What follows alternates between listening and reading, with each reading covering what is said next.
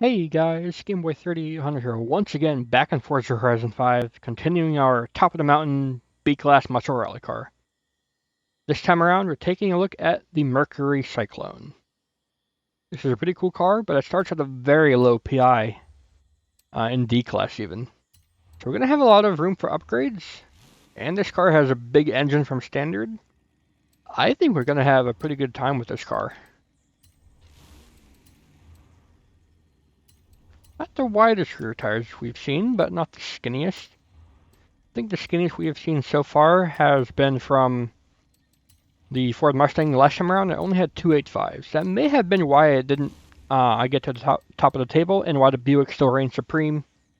The Buick GSX had a lot of torque and handled very good for its weight class. I'm going to put in a sport transmission just because it adds 1 PI and it could help us out.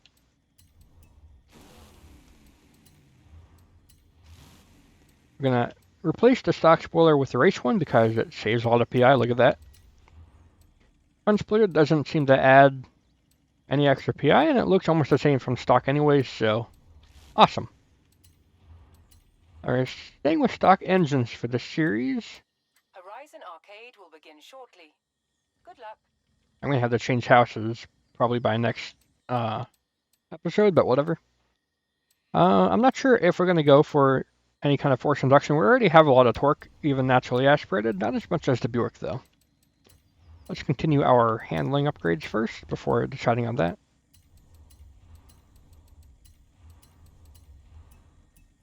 Here's 65.3 down to, or up to 5.5. Nice. Rear grip isn't too great. Maybe I'll only do 2 stages of roll cage. And weight, pretty heavy. I could go for full weight reduction. We saw how good the Buick did with 4,300 pounds.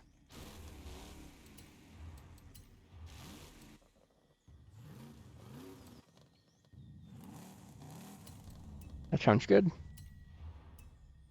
I'm going to go for horsepower this time around. It worked really good for the Buick.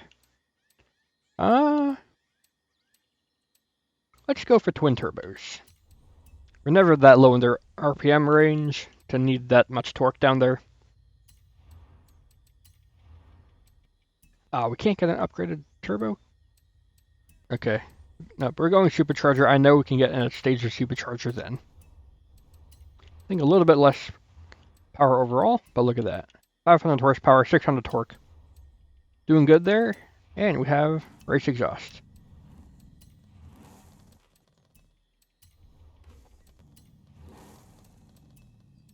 Sometimes adding a race carburetor takes away PI because it adds a lot of weight. Can do that. Gearbox, we do save a couple points with the stock one.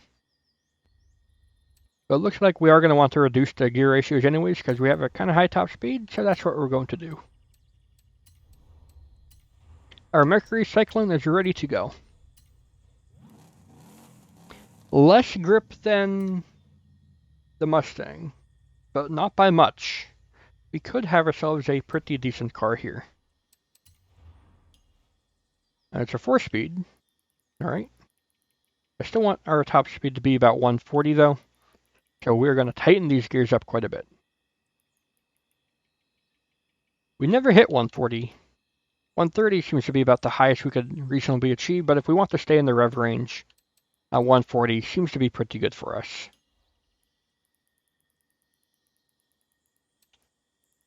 The heavier car, so I'm going a little bit stiffer on the anti-roll bars all around. A pretty stiff front suspension for rally suspension. That's odd. Ooh, we have a pretty good front splitter at 275. And rear wing, 466, not bad. You get close. That's about the same grip as a Buick GSX. That's pretty good, actually. And I'm liking the diff at this spot here. A little bit stiffer for some cars, a little bit less for others. Keep it right in the middle for both, and it's pretty helpful. That's our car. Let's see how it goes around at the top of the mountain.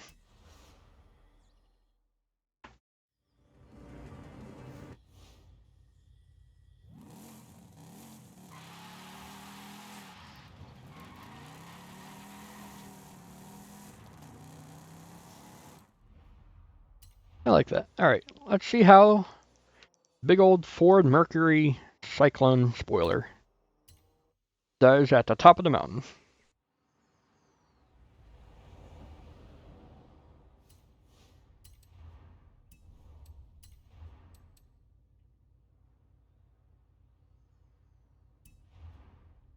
Change rival to myself.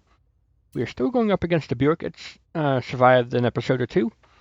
Can the Mercury take it down, though?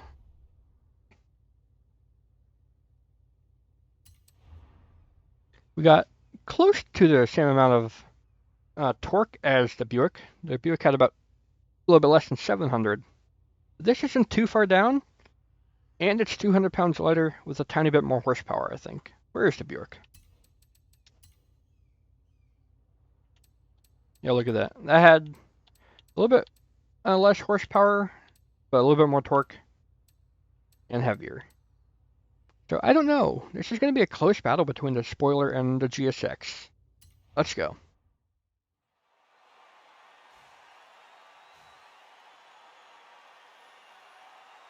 Also, I do like how the Mercury Cyclone is basically a Ford Falcon. I love it.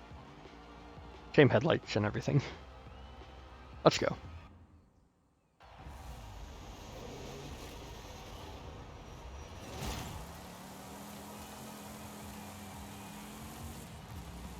Get to 60 with first gear. Nice.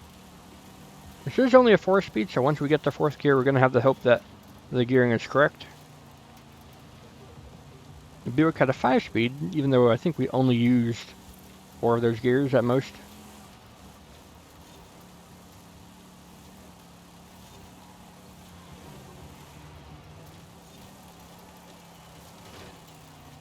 Rip the rear wing. Don't worry. We didn't lose downforce. That's only visual damage.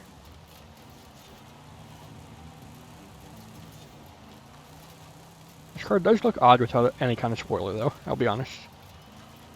And so we learned last episode that clearing those rocks early on may be beneficial because they don't seem to respawn.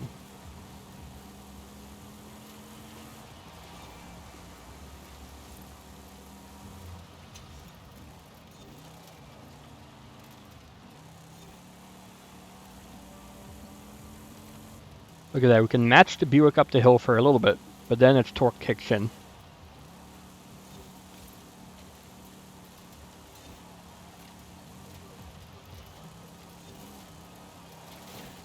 Oof. I hit the same wall. God dang it.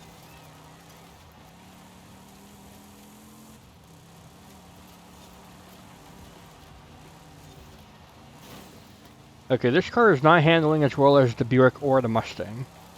The Mustang one makes sense because it's so lightweight, but the Buick, it weighs 200 pounds more. It's almost 4,300 pounds. How is the Mercury at only 4,000 pounds not handling as well?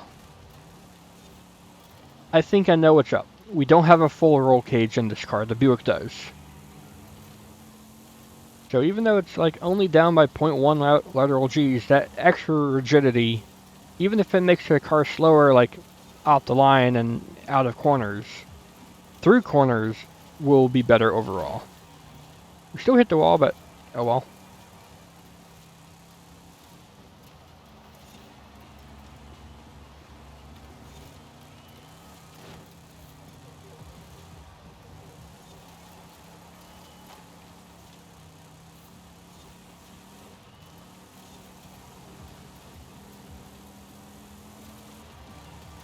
That Buick is something else. At least compared to this car.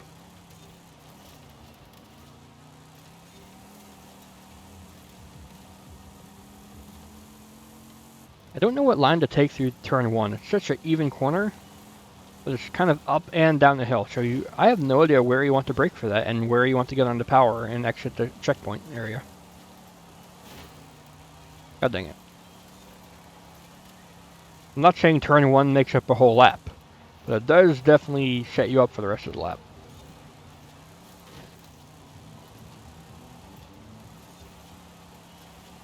Yeah, you can see the rocks have cleared, so we're definitely going to have potentially faster lap times on the 4th and 5th laps versus the 1st, 2nd lap.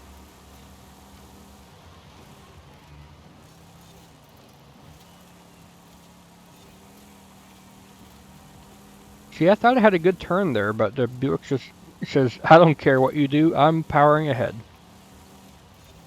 How does the Buick do it? It's got less horsepower and more weight.